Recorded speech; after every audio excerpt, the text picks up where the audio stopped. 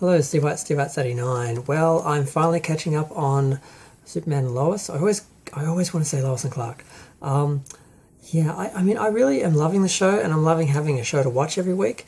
But that doesn't mean I actually remember to actually watch it. So I've missed 2 weeks in a row, and I've almost gotten to the point where episode 11 is like tomorrow. So yeah, so I'm really behind. So I have episode 9 and 10 to watch. I just watched 9, and it was really good. It actually had a moment that, like, I was like, like Macaulay Culkin face, like, oh my god. Um, so it starts off with Lois still investigating Morgan Edge because he's continuing to recruit people and possessing them with Kryptonian spirits, or I'm not exactly sure what he's doing, but he's giving them powers, and he's giving people bodies or powers bodies. I haven't worked it out. I really am enjoying the show too much to be doing a lot of research and investigating, and it's not good actually. I really should be. I should know my lore better with Superman, but I really don't because I wasn't a Superman comic person. I was a Superman movie TV person, so yeah, I know.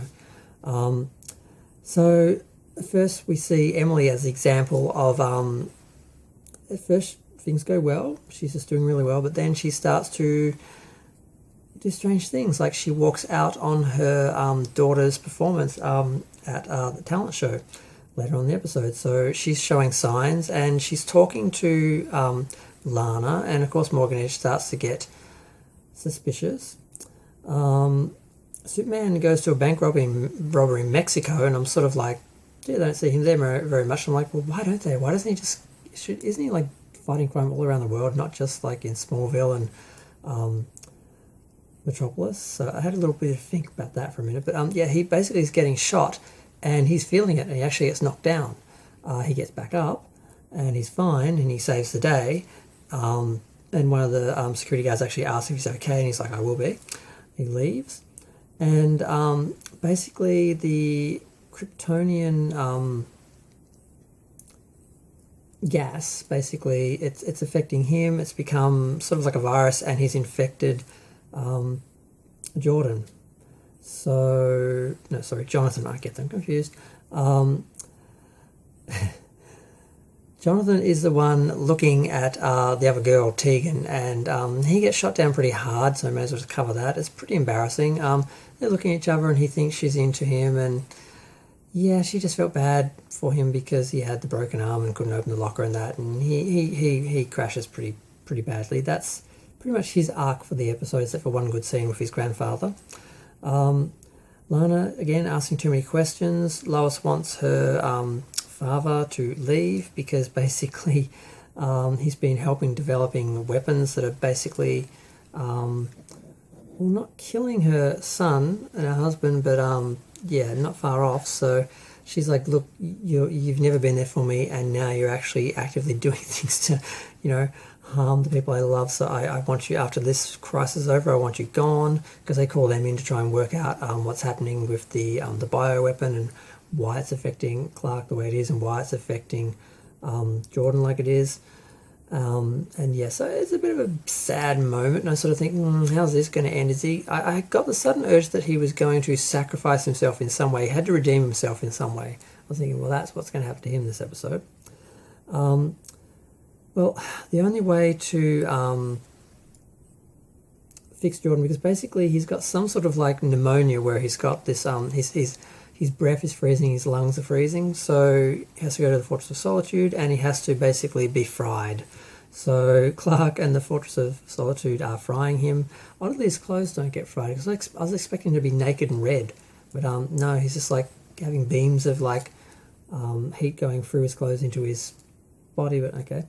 You can't pick too many holes at superhero TV shows and science fiction. It works, and they're all, well, Clark's actually a bit regretting everything, because like, all you're going through is because of me. And Lois is having the same moment with Jonathan back at the house, because basically their lives, their children are sort of having to deal with their lives. Eventually go back to the talent show.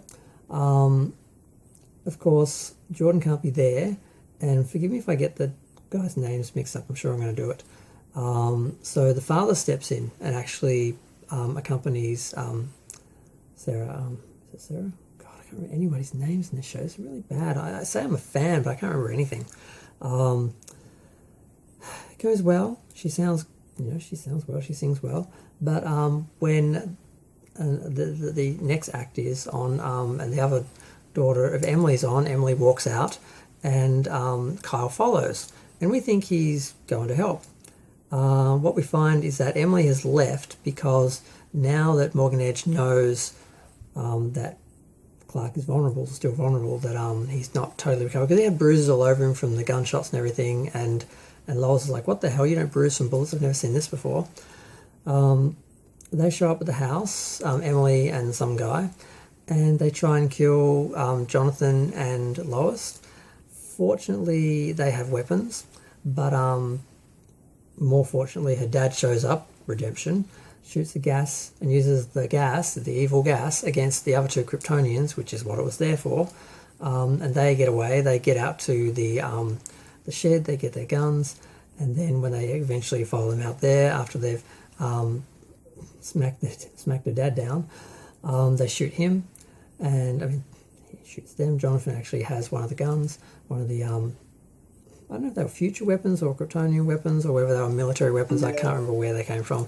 But eventually Kyle's there as well, and he's like, what the hell's happening? And they're like, these people are trying to kill us, blah, blah. Morgan Edge sent people to kill us, blah, blah, blah. And you're thinking, oh, this is good. He's actually going to see something is afoot. And then his eyes glow and you realise, oh, he's one of the Kryptonians. He's actually... Wow. And I'm like, didn't see that coming. How are they going to undo this? This is serious. This is going to make the next few episodes very complicated. Now, I don't like the character. I wouldn't care if Superman killed him. But I don't think Lana would like that. So they've got to work out how to deal with that. So yeah, he doesn't know what's happening to him. He just knows he's blacking out. He put in for the program to improve himself, and he tells Lana this because he shows up and they think he was drunk. And he's like, no, I wasn't drunk. I didn't drink, but yeah, I woke up in a field. Have no idea where I is. My ribcage hurts, and I've blacked out basically. So yes, this is getting a bit messy. And then finally we get with a confrontation between Morgan Edge and Clark, and he reveals that he's a Kryptonian. Now, he actually literally says brother, but I don't think he's literally saying or suggesting he's actually Kal-El's brother. I think he's saying I'm a Kryptonian, not someone using the Kryptonian gas or using the Kryptonian consciousness or something. I'm actually another Kryptonian, that because he said I've had my powers since when you have, basically. So that's interesting. I hope he's not actually literally his brother, because I didn't know Superman had a brother. So if that's something I just have no idea about because of the comics, then the next episode is going to be very confusing. So that was where the episode ended. I know I've just basically recounted what happened, but it was just good. I mean, it's hard to sort of say anything when a show is good. It's very easy to criticize a show when things are wrong. Like there are plenty of shows that you can just rip and just go on and on about, but this is just good, so I'm just like happy to enjoy it and just see what happens. The actors are all doing good. No one is letting the team down. The writing's fairly good. I mean, it's a little quiet in some ways. Like, I think a show set in Metropolis is just going to be more interesting, just more exciting than one set in Smallville. But they're managing to bring everything to Smallville. One element that they sort of realised and were talking about was the reason why Morgan Edge brought people, basically came to Smallville to recruit people, was because the people who have grown up in Smallville have been exposed to Kryptonian their whole life, so they're easier to be turned, or they're easier to take whatever is being put into them. So that's why he had to go there. That's why he had to do it there, not just because the Kryptonian was there, also because the people who were the most receptive to it were there as well. So I don't know who Morgan Edge really is. I know he's a Kryptonian. I don't know if he's literally his brother, and it's kind of fun not knowing any of this, because I know there's a lot of comic people who would, if they did watch this, would be like, you know nothing, you're just ignorant, you know anything about Superman. I'm like, yeah, and it's all a great adventure seeing what the hell happens. I have no idea who this guy is or what's going to happen, and it's great. Like, a lot of the times I do what other people do is I know too much about everything. Like Star Trek, I know everything about it, so sometimes you can't enjoy it because you know too much. I'm just following this and I have no idea what's going to happen, and I'm loving it. So I'm going to go back and watch episode 10, and I'm going to do another review of that. I was going to do a double, and I'm like, nah, just do 2 separate ones, because that's just the tradition. I don't want to talk too long. I mean, I don't know, it's just, I'm enjoying it. What more can I say? I'm enjoying it, and, you know, if you're not watching it, watch it. I'm just really relieved and really surprised, because all the bad stuff I've heard about Batwoman and Supergirl, I like the first season, but I haven't watched the rest. Everyone's complaining. No one's really complaining about this show, and it's just nice to have one show everyone's happy with, and no one's complaining, no one's fighting, and we can all just enjoy it. So I'm going to go back and enjoy episode 10. Thanks.